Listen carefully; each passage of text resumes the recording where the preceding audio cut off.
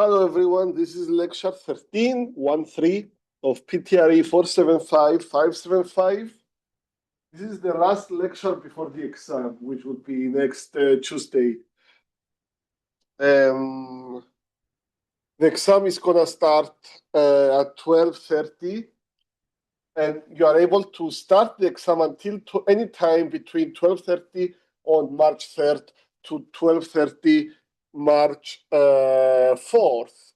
And once you start the exam, it takes 75 minutes. Okay. I did write the exam, and it's really written for less than an hour. I'm talking with checking it. If you know what you are doing, it's going to be less than an hour. So be very comfortable. Don't rush, but also don't basically slack, in the sense of don't start don't waste time on stuff that are unnecessary. But I think you should be able to go through the exam without rush, and plenty of time to read the exam at the beginning and understand which question is the easiest, and then start from that, and then go second easiest, third easiest, and finish with the least easiest or the hardest. I think so far I have something like 6 questions. I will write at the bottom of the exam how many questions there are, because in the past, honestly, I have people like skipping questions, like going from question 2 to question 4. And then it's like, I mean, there is not much we can do about that. So because of the online format of the exam, I leave a lot of blank pages that you can write on. So yeah, bear in mind that don't miss any question. Make sure you answer all questions. And before you submit your exam, ask yourself, especially if you are going to submit it early, which is going to be several of you, I think they are going to finish very early. You are going to say, ask yourself, did I get the maximum points? Do I think I got the maximum points that I could? I don't care if the answer is 49, 79, 85, whatever. As long as whatever number you are gonna see is the maximum number you could get, that should be the best we can do. That's what we go after. Okay. If it's hard, if you feel like the exam is hard, it's hard for everyone. Or for everyone who studied at the same level, who prepare at the same level. Yeah, we are going to talk about we're going to talk, well, that's the last lecture before the exam. I will send a Blackboard announcement the night before, and I will tell you on that announcement how many questions are there so that you have it in mind.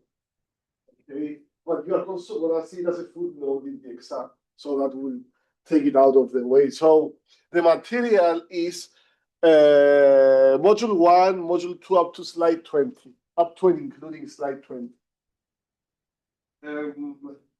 Yeah, homework 2 is due tonight. Make sure you submit on time. The gates close at 1 minute before midnight. And bear in mind that, and I had this issue in the other class, if I upload the solution key, I can tell if you open it or not. Like automatically before doing that, I go to Blackboard and I put 0 to everyone who hasn't submitted it at that time.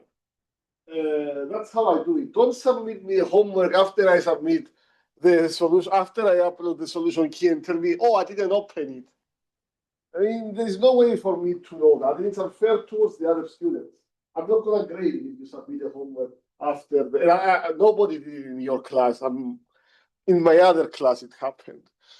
So I don't want to beat on anyone unnecessarily, of course. But yeah, I mean, please. Also, I have the solution key of the homework. It's just I don't want to post it too early, but at the same time, I don't want to post it too late.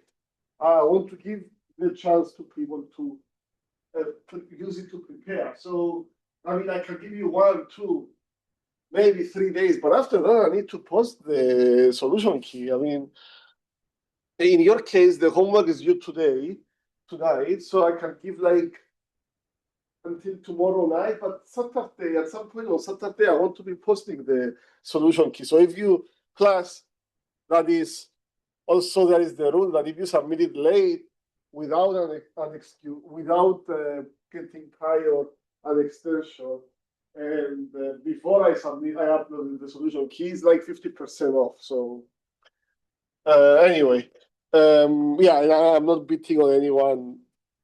I don't have any problem with people from your class. It's with the other class that, and even then, it's not a problem. It's just like a pity, for this to be happening. Anyway, before we start today, the review, I want to show you a video that I accidentally found. I was listening to this speech by a very famous lawyer. It was a commencement speech in 1986 at University of Richmond. And it's a 1.5 hour speech.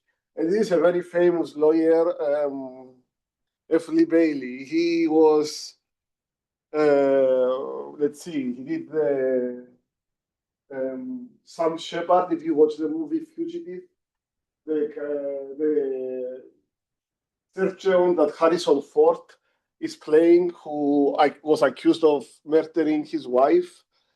His lawyer was that took him out of. He was in prison for 10 years and took him out. Is F. Lee Bailey. He did the Boston Strangler. He did Cal Copolino, the anesthesiologist who allegedly killed his mistress and his his wife, I think. And also he was in the murder trial, very famous murder trial of O.J. Simpson in 94. But this video is from 1986. And he's very good at English and very good at writing, but he has very good analytical skills. And I was listening to the way he talks, the way his command of the language, and he always says that, and I make a lot of those mistakes. Like when I speak, I say a lot of like, I sound like a girl from California. And, other mistakes that we shouldn't be making.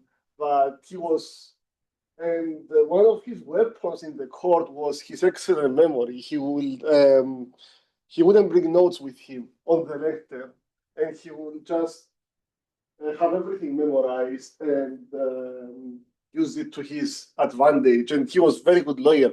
But I want to play you 1 minute of this speech that took my attention completely accidentally, where he was talking about hypothesis and theory and principle, those three things.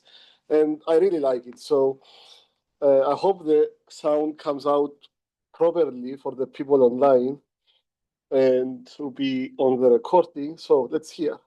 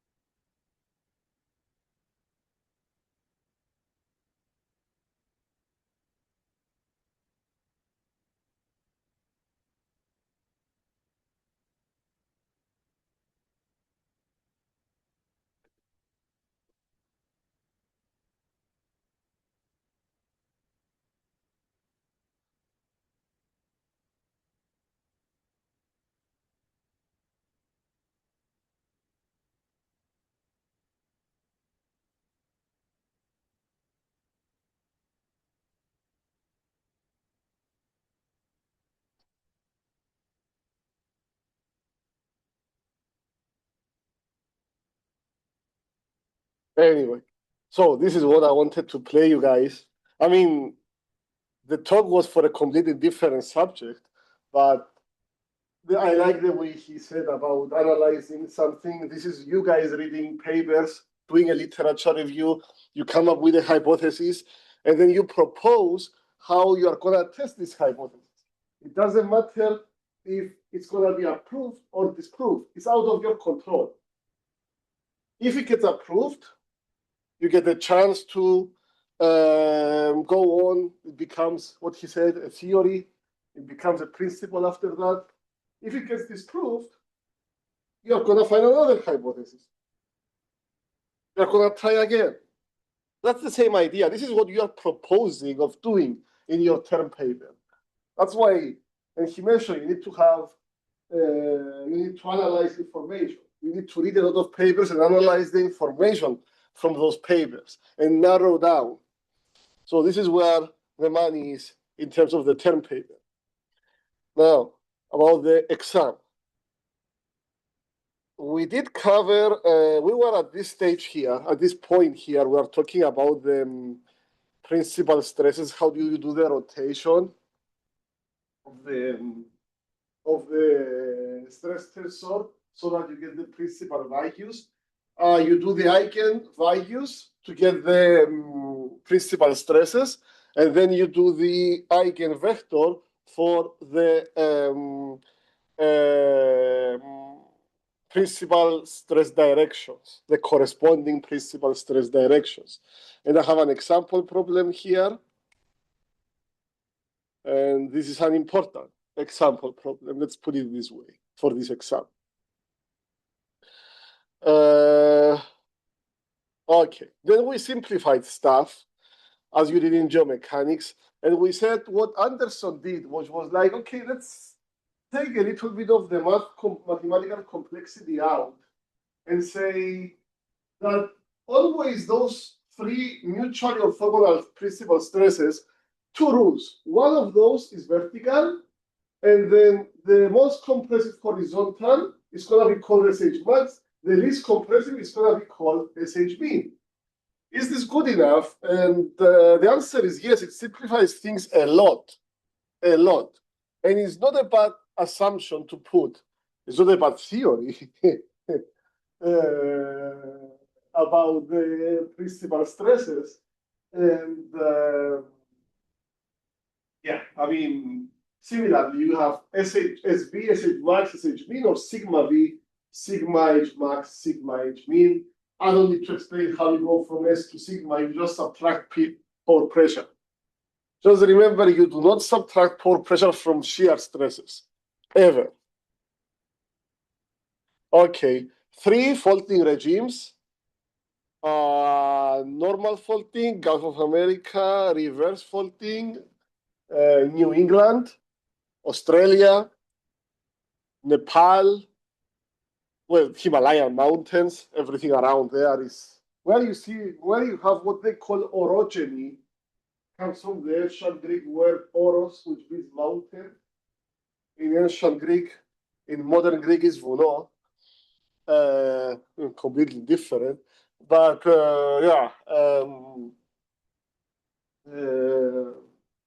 reverse faulting or thrust faulting. Your TA works a lot in reverse faulting stress states, trying to get favorably oriented fractures in reverse faulting stress states. His master's project. And at the same time, he's doing a PhD on something else. Strike slip faulting, San Andreas fault, pretty easy to remember that. And we talk about the concept of foot wall and hanging wall. Now remember, strike slip, there is 2 types. Dextral, which is right lateral, and sinistral, which is left lateral. Imagine yourself standing on one of the plates and you see in which direction you see the other one moving. If the other one is moving on the left, you are in sinistral strike slip fault. If it's moving to the right, it's in dextral fault.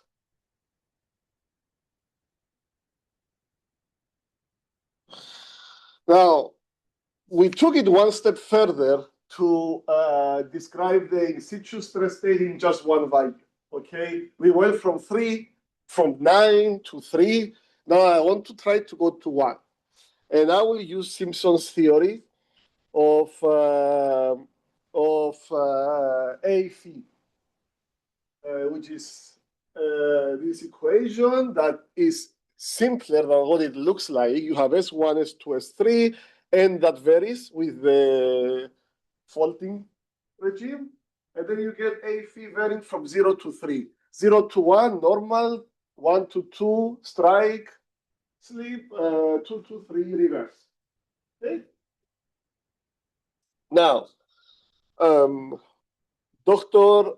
Lunsny of Fervo Energy, he works now, and I mentioned earlier, he uses this color scheme. He applied a color scheme, the temperature color scheme, from dark blue to dark red, everything else in between the color spectrum, to maps all around the world. And this is the latest generation of the world stress maps, but it's not covering the entire world. But very, very nice maps that can help you understand. He has a typo here. He should say Gulf of America. Anyway, and you can visit his website. If he has a port where you can submit your comments, tell him to fix the map. Anyway, I will see him actually probably the week after when I go to Colorado during spring break. I might see him again. Anyway, he's a very nice guy, very, very smart. And he wrote a very, very good PhD dissertation. So then we talk about constitutive relations, and it should be nothing new for you guys because you have seen it in geomechanics.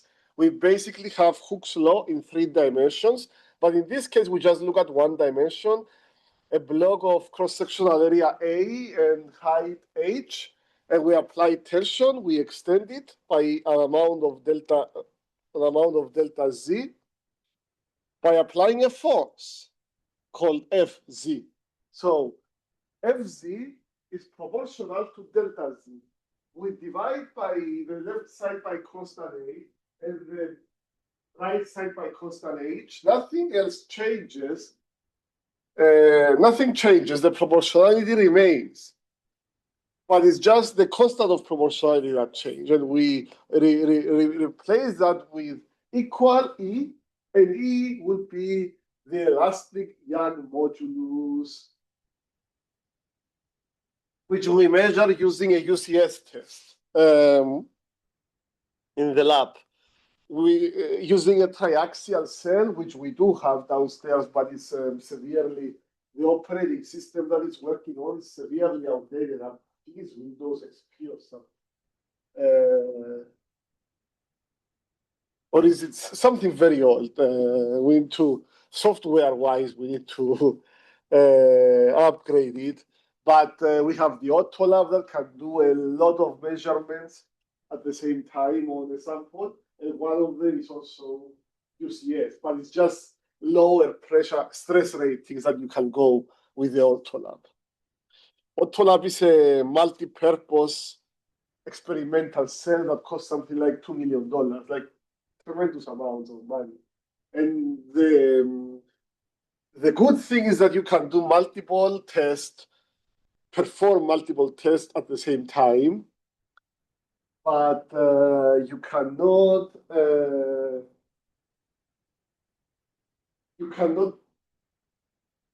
go to the limit of each test in a sense. Like there is you're severely constraining how much you can in terms of capacity, I guess. You cannot apply as much stress as you can apply in a triaxial cell.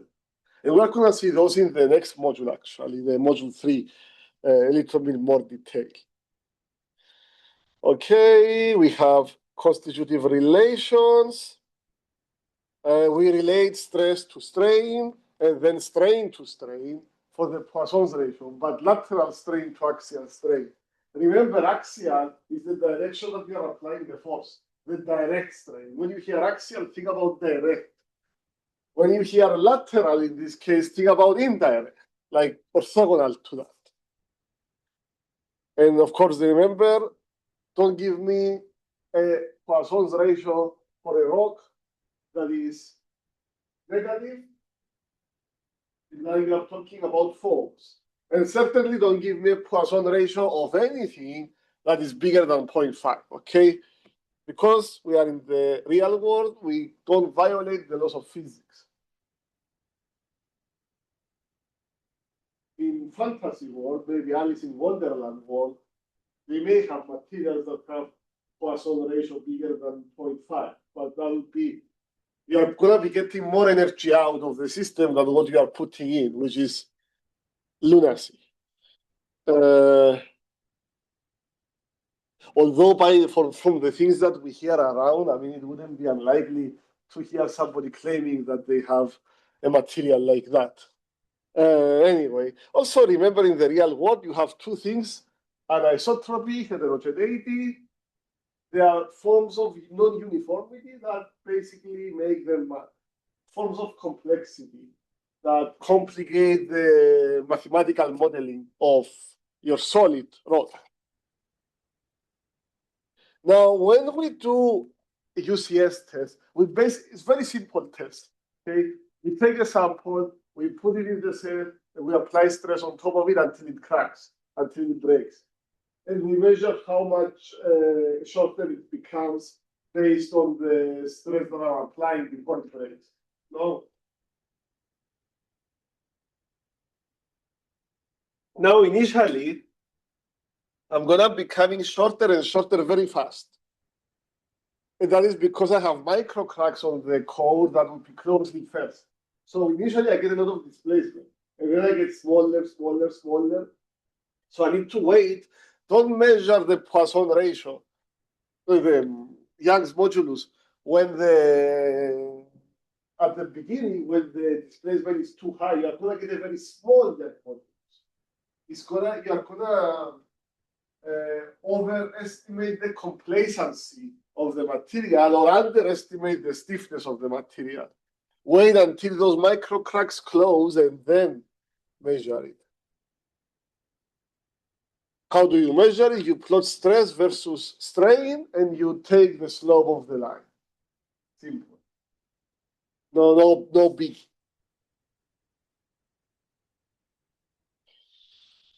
Example problem. Easy, very easy. Example problem 3, 4, all of those are easy. Now, how do we measure? How do we estimate SV?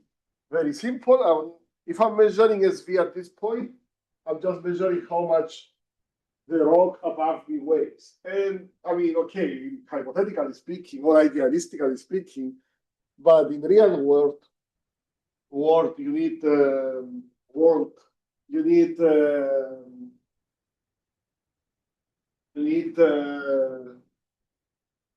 you have different layers. Every layer has a different density, etc., etc. You basically approximate that. And there is a specialty in structural geology called overburden estimations. Not a very high-paying specialty, but you can specialize in. Typically, for what we call lithostatic stress gradient, the gradient of the air, when you think about it as something like, I think it's the NAPLA, the upside down triangle, that means gradient.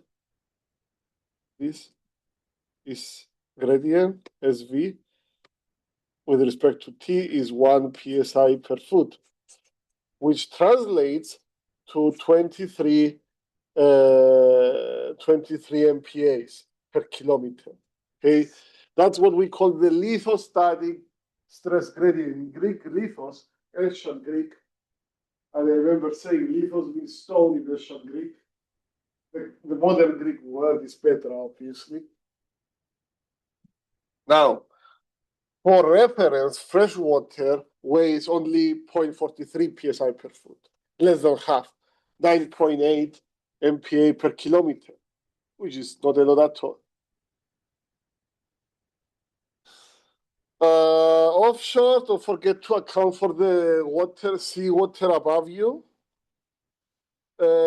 Sometimes you don't have the layer top and bottom, but you have the middle of a layer. You may need to use this equation.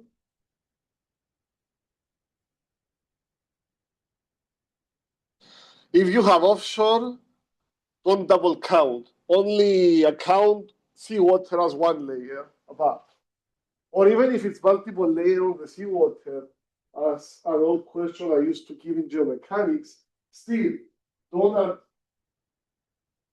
add the water depth on every layer. It's a very common mistake that students are making. And then they give you a tremendous SV value, which is like really doesn't make sense. If you are estimating really an SV value and you find something out of the range of 0.8 to 1.2, I would be severely skeptical. Severely skeptical. I will pinch myself. If it's an exam, I will write on my exam, I probably messed up somewhere, you know?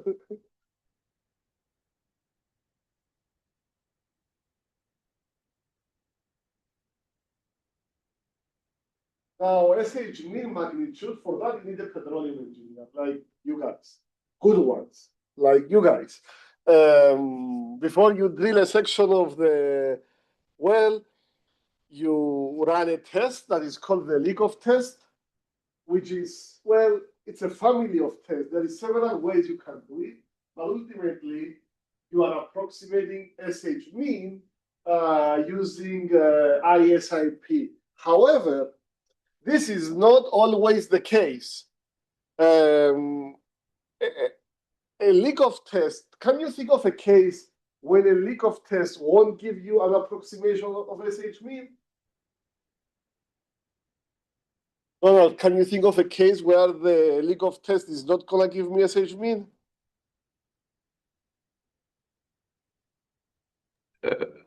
No, I can't think of anything. Okay, think about that. We said that in class. There are cases where SH mean is not going to be given from the leak-off test. The leak-off test will be giving you a different kind of information, another stress. Fracture initiation, that's the least pressure at which the fracture can initiate is the leak-off pressure. And then it will go all the way up to formation breakdown pressure, as we call it. But in the leak-off test, we don't go all the way to formation breakdown pressure. In hydraulic fracturing, we do. And we are going to see that, I guess, in the next module. But yeah. Now, the way the leak-off test works, you pump, pressure goes up, then you start kinking out of the fixed slope. That's the leak-off pressure when you start kinking out.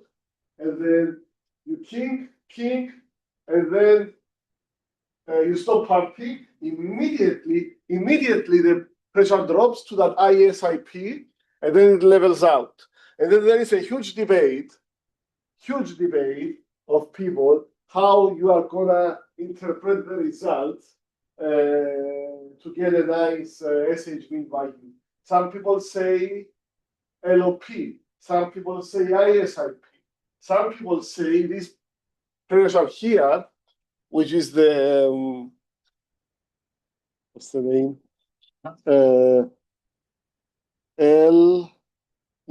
FCP, fracture closure pressure. So it's like either this, no, sorry, not this. This is artificial. You decide when to stop pumping. Either this or this. And then there is also the option of the tangent rule. You draw a tangent like that, and a tangent from the FCP, and you find where it is. So all those, they are close to each other, they are not that far from each other. It's just as we said for this class, let's just assume ISIP is the approximation for SH mean because that's the highest value in general. And it's better if you overestimate it than underestimate it. But yeah, I mean, if you do LOP, it's not the end of the world. Just remember, if you keep pumping, you're gonna go all the way until you get a sudden drop. That is basically the FBP. At any point from LOP to FBP, you get fractures. And it's not like you are gonna know the surface, oh, fracture now, fracture now, fracture now. you are going to feel the LOP, and you are going to certainly feel the FPP.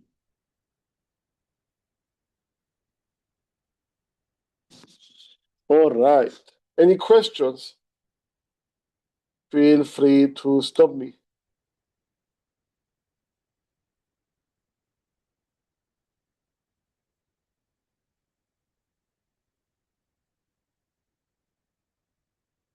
On save. I wrote with the wrong pen. 22.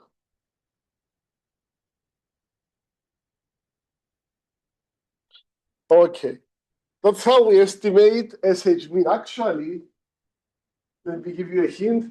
That's how we estimate S3. SH mean is not always S3. Remember that.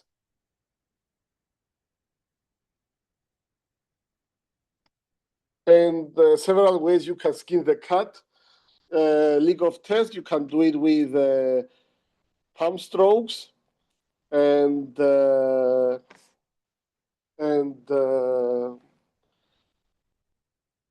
fixed palm strokes, and then you see the pressure going down. That's when you start losing. You can do it with fixed time increments or fixed volume increments. Yeah, several ways you can do it. And then SH max is much harder to estimate. It's very hard to estimate precisely. Generally, you will get a range. And one option is this equation. Now, this equation here, remember we saw how this is derived. And this is true only in normal and strike slip faulting. It's not true for reverse fault. We said why, and I'm expecting you to know. FIP, the fracture initiation pressure, which varies from leak of pressure to formation breakdown pressure, which is a big gap, I have to say. Yeah, I mean, there is a lot of variation here with that FIP value. But I have to say that, yeah, this is vertical well in either a normal or a strike slip fault. Okay.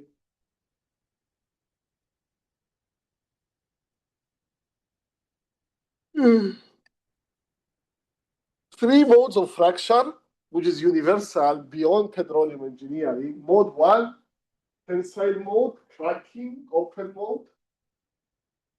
Mode 2 is the sliding mode, in plane shear, in plane like the earthquakes, etc., etc. And mode 3 is the tearing mode, out of plane shear, like strike slip fault is very common, which also in earthquakes. Yeah. When we do microseismic in oil and gas, we are really reading mode 2. But you're going to tell me that hydraulic fractures are not really mode 2. Yeah, and I would say, yeah, in real life, you get more than one mode. It's rare that you get just one. The crack tip of a hydraulic fracture is mode 1, but along the walls of a fracture, you have several other fracture modes.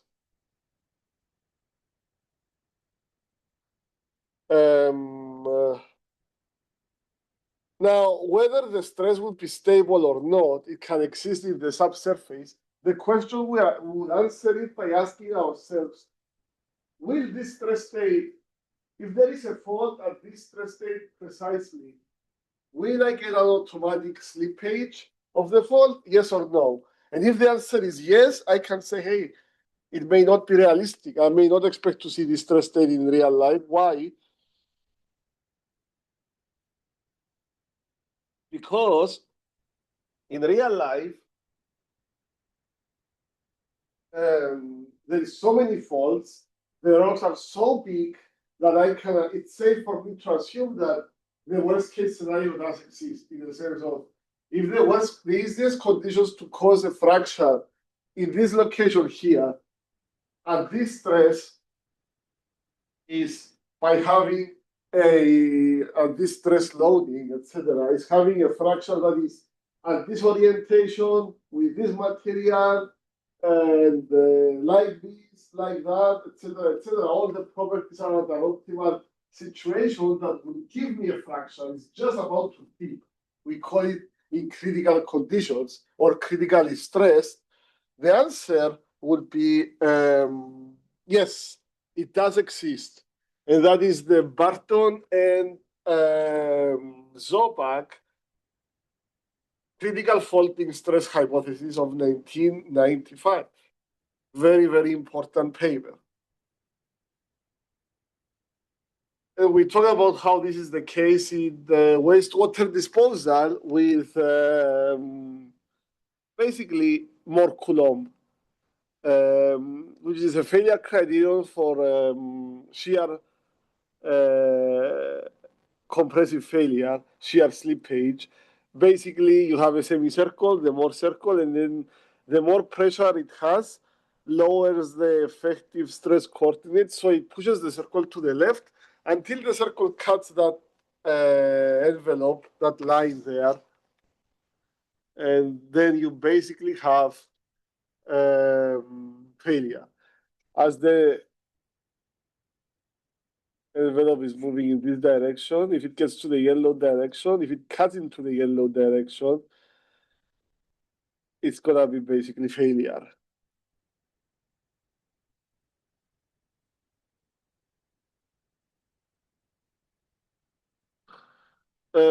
In rocks, big rock masses, I can assume that the rock is pre-fracture, which basically tells me that this hypothesis I mentioned earlier, the critical faulting stress hypothesis, is actually true. And then I would use no tau naught, no cohesive strength of the material sticking to each other. And basically that simplifies the more Coulomb failure criterion. Now, it basically suggests that if I have a rock and I stop holding it together, it will fall apart. That's what it says. With the cone, this is certainly not the case because the core I can move it around and there is cohesion between the particles inside the rock. So for an intact, as we call it, not a prefracture sample, there will be tau naught. Now, Barley in 1978 came up with some big block experiments which he used to measure mu. And he got it to be between 0.6 to 0.8.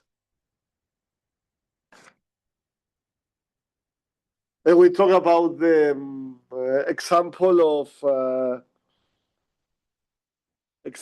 of wastewater disposal in not the bucket. What do we say? The Ellenberger underneath the bucket.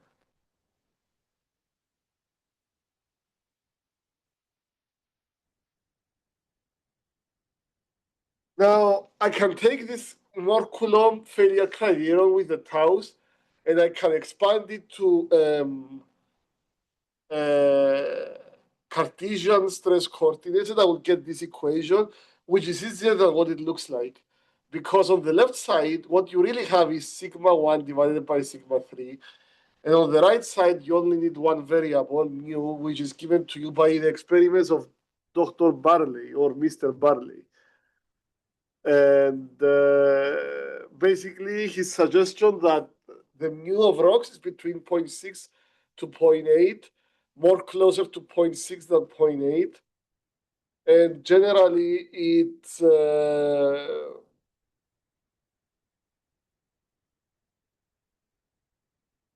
generally closer to 0.6 than 0.8, which translates to the right side becoming 3.12 to 4.33. Then we learned how to draw a stress polygon, and we said the actual stresses are between the stress polygon and the dotted line. The dotted line shows where SH max is equal to SH mean. Anything above the line is possible, anything below the line is impossible.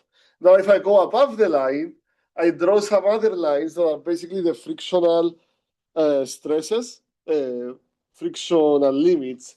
And basically it tells me if you are outside of those lines, these polygons that they are forming all together, excuse me, this polygon that they are all forming together, if you are outside, you are unstable. So if you have a fault under those stress state conditions, it will most likely fail in shear. There will be fault slippage, which is basically a small earthquake. I did put the Lundsny color scheme. I applied it on the polygon, and I know that Lundsny already did that into his polygons. And yeah, I mean, there is nothing here to see other than if you know how a polygon is drawn, and if you know how it's colored, I think you're gonna be okay. When I met him last Christmas, I guess last winter break, he told me that they used to think that the way the natural stress, confining stress, or stress state of the in the polygon, it really is gonna move like the radiance of the polygon. So it's gonna basically move like this, like this, like this, like this, like this, and like this. He found evidence that is not the case, actually.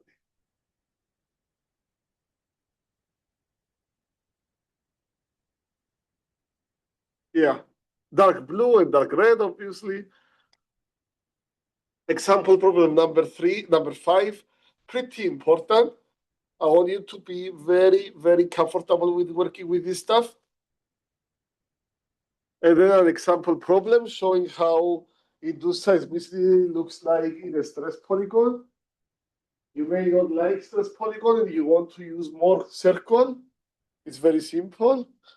Or if you want to take it one step further, you can use a Lund-Sneeze diagram from, you need to write to Dr.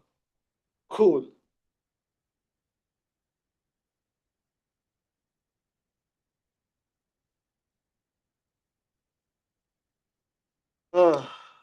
So sleepy for some reason.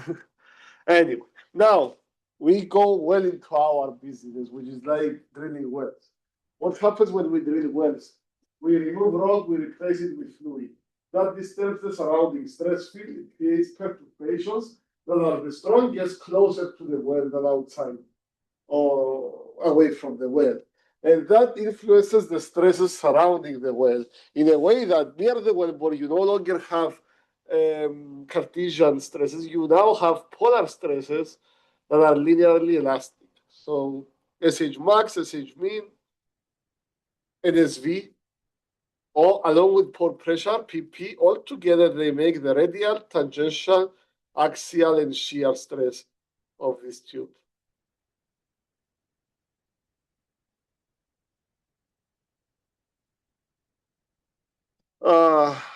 A lot of history about these stresses. A lot of people tried their hands to figure out a solution, including ourselves. Like, I mean, for more complicated problems, I have another student. His name is Nassim.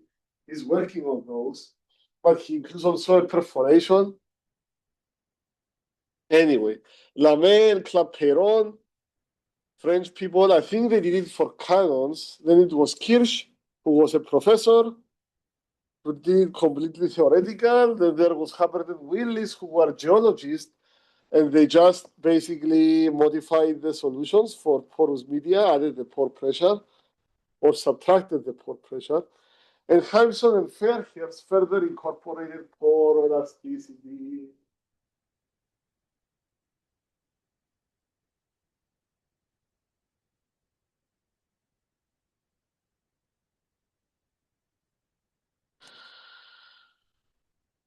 Now, these are the equations for a vertical well.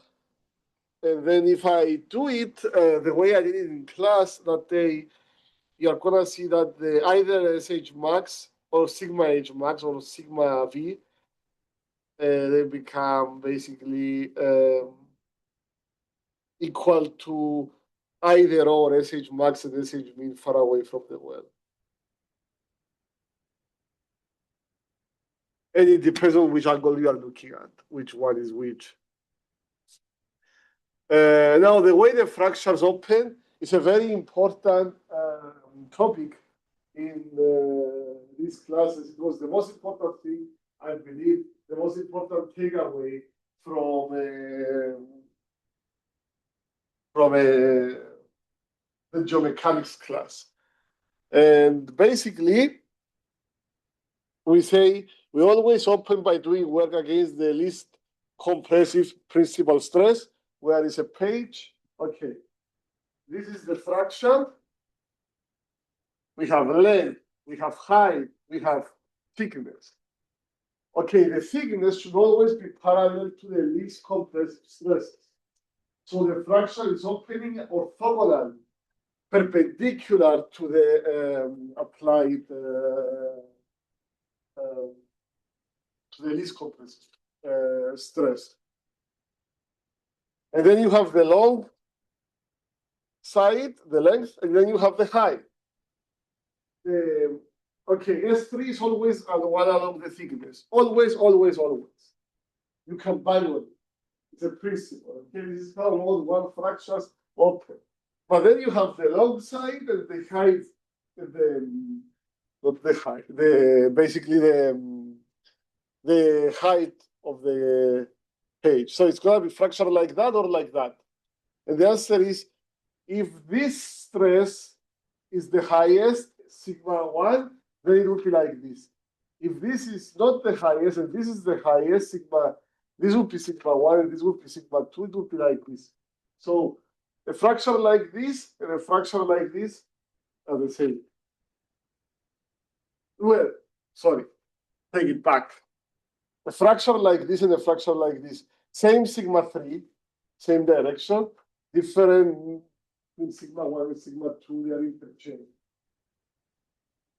That's how we do it.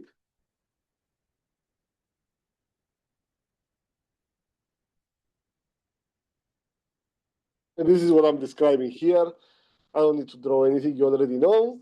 Now, even then, the rule of thumb that came to the field is like drill your well parallel to, drill your lateral parallel to SH mean, and you will be fine. Because if you drill it parallel to SH mean, if you are in normal or strike slip faulting stress state, you are going to get transverse fractures. Say this is SH mean. I drill my well like that. The fracture, if it's a normal faulting, it will be like this. If it's strike slip, it's going to be like that. But if it's a reverse faulting, it's going to be like that, a pancake fracture, which is not transverse, it's orthogonal. So how do you induce transverse, favorably oriented hydraulic fractures in a reverse faulting stress state? The answer is you ask your TA Kalu, who knows, he does research on that. But beyond that, one other thing that can happen, and it's very possible, is that the stress perturbations in the near wellbore region will make it easier for you to crack a English, sorry. What I was going to say is that near the wellbore, you are going to get this sort of axial perturbation. So it will basically force the longitudinal fracture, force the fracture to initiate longitudinally. Okay, it will initiate longitudinally, and then you are gonna get the fracture to twist. This twisting is not good. It's good for. It's not good for terms of completion and production. It makes it makes it easier to get an early screen out, and then that will be detrimental to your fracture treatment, at least for that stage. And then it also makes it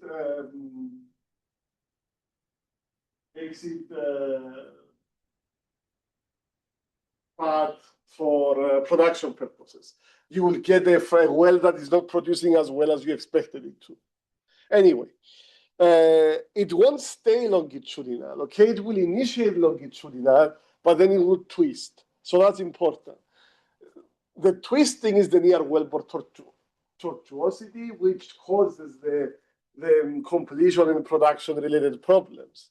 And I already had two students, Nassim and Kalu, who discussed their work with Jennifer Miskins, who visited our university a few days ago, like 2 days ago, literally. And she was interested in what they are doing. Anyway.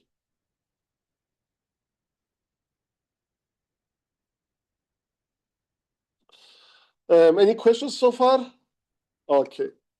If you have any questions, feel free to stop me. We have some time. Okay, stresses on a vertical well at R equals RW, that's the wellbore walls.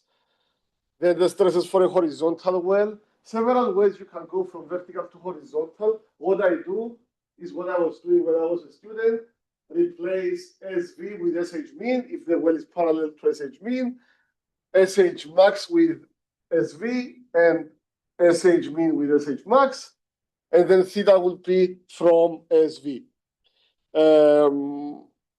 I did test those equations multiple times as a young student. And then when I was writing models, this is how I was verifying my models so that I know that I was basically asking my models to solve a problem for which I knew the solution. So that I was gaining confidence that what the model is telling me is correct.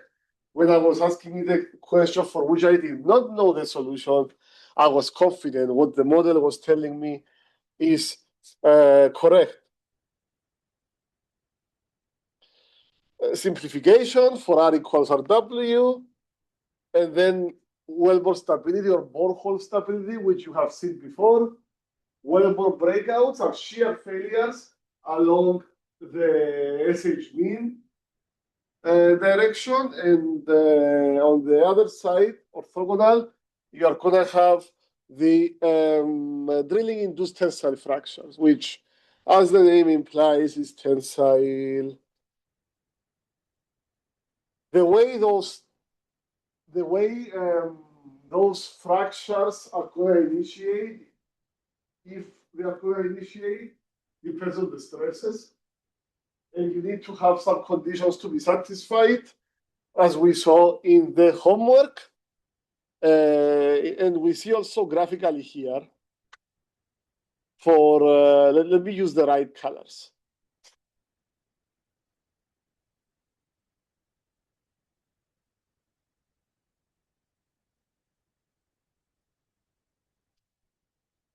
Tangential,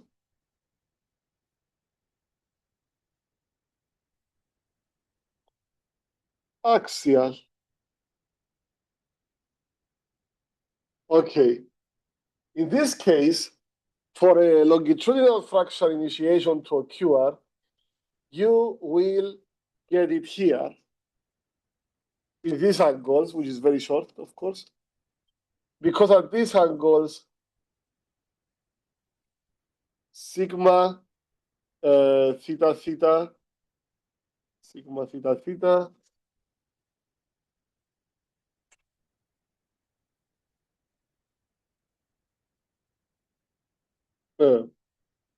minus t, which we assume to be 0, and SV, sigma zz. This is for longitudinal fracture initiation. So if my well is like this, the fractures, the drilling induced tensile fracture are going to be like this, or like this. Not like this. This is tensile, transverse, sorry. In this case, it will be a different, in this case,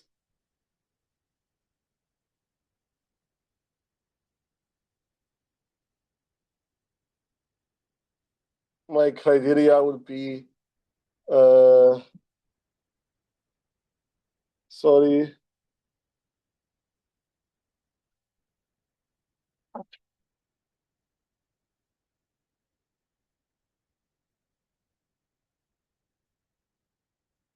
And then on the other side, I have sigma ZZ. So sigma ZZ must be more tensile than the tensile strength of the rock, and the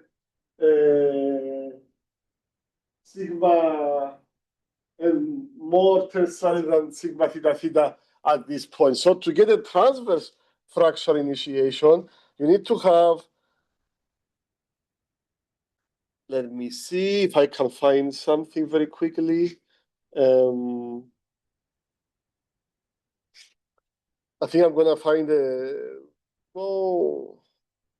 Mozilla.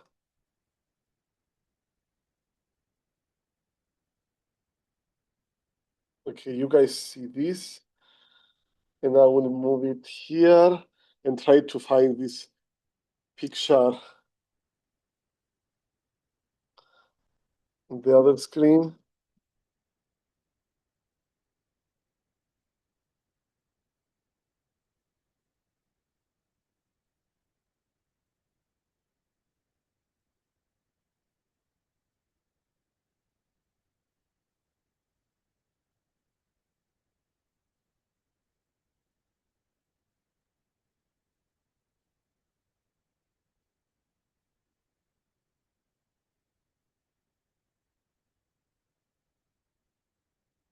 Um,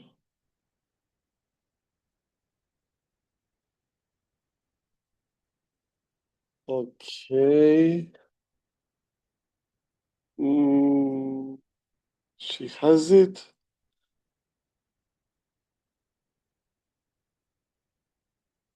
She has it, but I don't know if it's.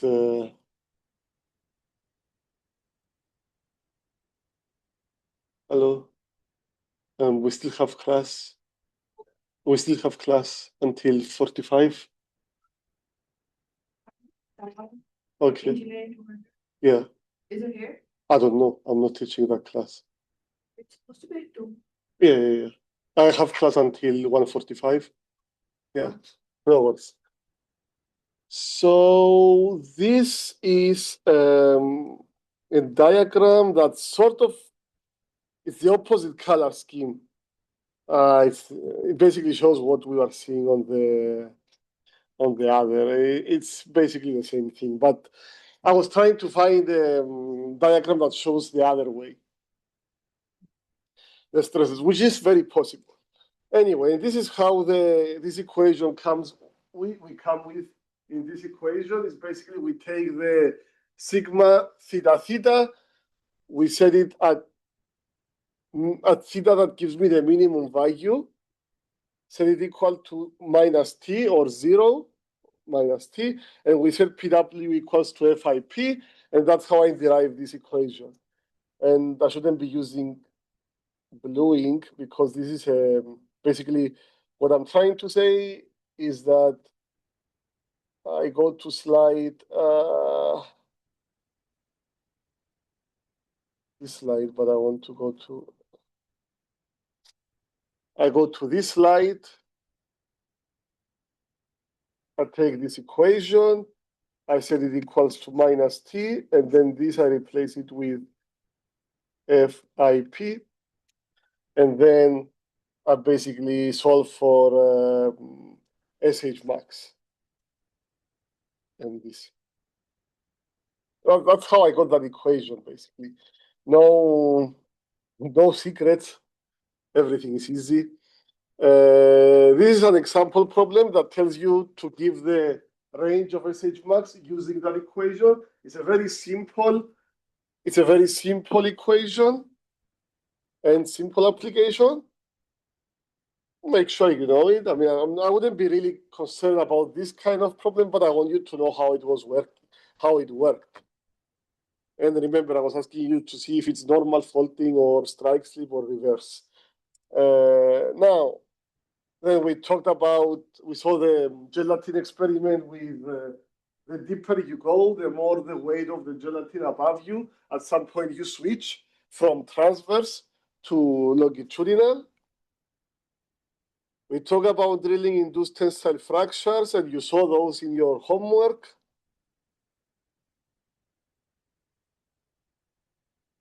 And we said transfers are rarer. So when you see transfers, it's a strong diagnostic tool. And then we use the stress polygon to basically take you one step before where you needed to be with the homework, show how you show tensile failure on the stress polygon by adding those extra lines together. You add those two lines and the region behind each line, or like accordingly, in front of one line, behind the other, depending on where is the limit. You basically get the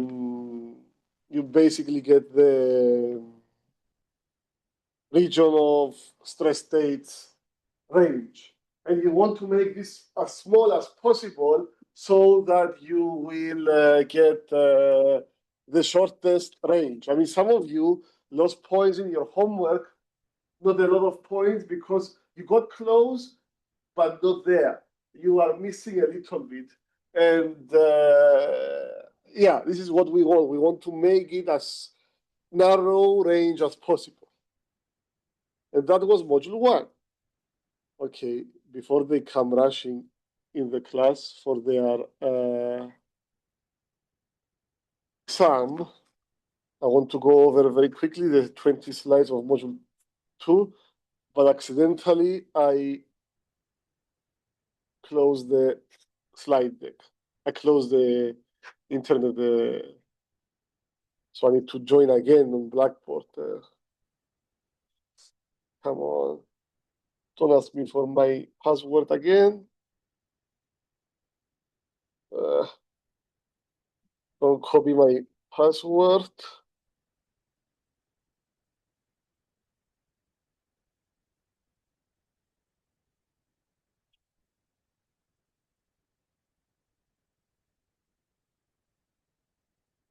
All right. Quickly. Module 2, I think, is easier. Module 1 is fundamental. It's a little bit more, can be more tricky. Anyway, we are worried about 20 slides from here.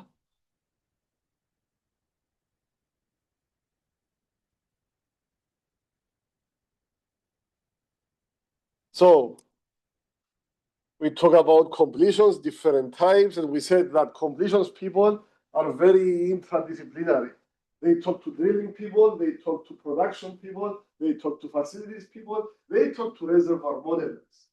Okay, and there is several completion types. You want to have good relations as a completion engineer with everyone, because you are in the middle of things, let's say. We talk about barefoot completion, open hole, pretty easy. We talk about perforated case and perforated completion. We talk about open hole gravel pack to avoid filter the sand, have sand, gravel that will filter sand or fines away from the well. And we talk about the combination of frag and pack, very common in California in the 80s and 70s. A lot of vertical wells fractured with frag and pack technique. Then we talk about the configuration down the well. We talk about tubingless completion. We talk about tubing completion without a piker. We talk about tubing completion with annulus piker. And we talk about the shotgun dual completion with pikers. Everyone is for different purpose. Like there is no best and worst design. Well completion method or design. There is best and worst completion method design for the or design for those specific set of conditions. So for every scenario, there is the best option, and it's not just those that I have on this slide. Those are the main. What I have on this slide are only the main. And then we talk about parameters that affect your decisions as a well completion designer.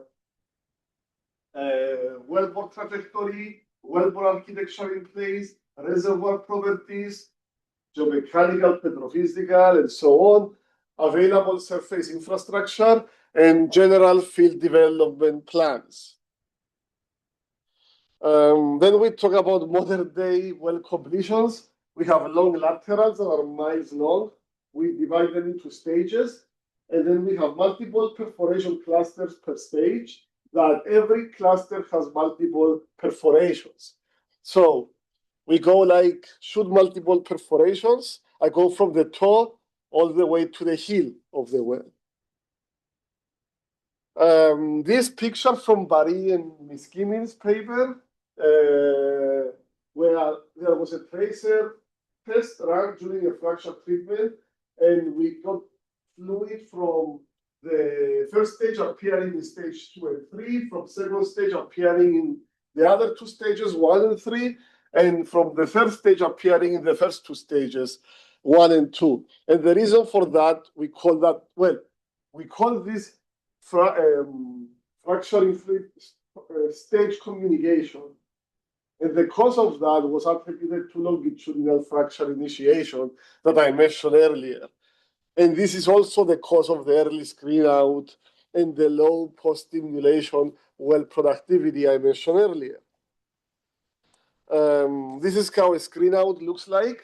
It gets to probe and bridges, and you get to a point where you are pumping as hard as you can on the surface, and no pressure is transmitted on the subsurface.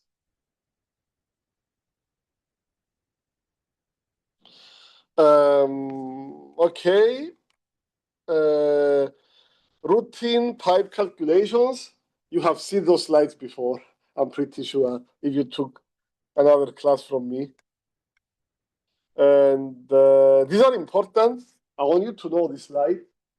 I don't want you to memorize it, but know how to use it. But routine pipe calculations are always important, okay? And there is several ways we can ask you a question on the routine pipe calculation. This is very important, even if you work on midstream, upstream, wherever. Problem number 1. And then we talk about some hardware, casing scrappers, and junk basket. We know what are these used for. Tractors, this is what they look like. We have long laterals. Gravity is not there to our rescue. So we need to move things along those miles long laterals. So how are we going to do it? Using tractors, very important. A parachute to push things, similarly, help us push things down the lateral. It's very easy to remember that, I mean, it's very easy to forget that gravity is not there when you are dealing with laterals. It's pretty operationally painful to move things along a lateral. Fishing, we talk about the operation, what it is for, how it's done. You are going to have to interact with an expert, a fishing expert, that the fishing company, it's a service company that will send you to your rig to help you, and he will decide which tool is the best for this case. Again, there is a lot of tools. There is no better tool or worse tool. It's like the better tool, the best tool for this specific scenario. Lubricator length, like it's important to know the dimensions of the fish, okay? Because the lubricator length and other stuff will depend on that, okay? And we have the impression block that can help us get an imprint. We stab the fish and we pull it out and see how it looks like. We try to decipher how it looks like. And we saw several fishing tools. This is not all the fishing tools that exist there, okay? This is an example of something like 7 fishing tools. Some of them are easy to understand how they work. Some of them are not so hard. And that's it about exam 1. Any last minute questions? Donald, all good? I'm good. Okay, sir. Thank you. Think about this question that I asked. Leak of test. if there is any case where you are not really reading SHMIN. Anyway, thank you very much. Have a nice rest of your day. And submit the homework on time. And yeah, prepare for the exam. Any questions that you have, I'm available by email. The TA is available. Try to reach out to me. And yeah, I'll be checking my emails during this weekend and on Monday. So any question, please let me know. And make sure that you said everything right with ProctorU. We don't want them to be charging you extra dollars for unnecessary last-minute changes. So thank you very much. Have a nice rest of your day. Thank you, Donald.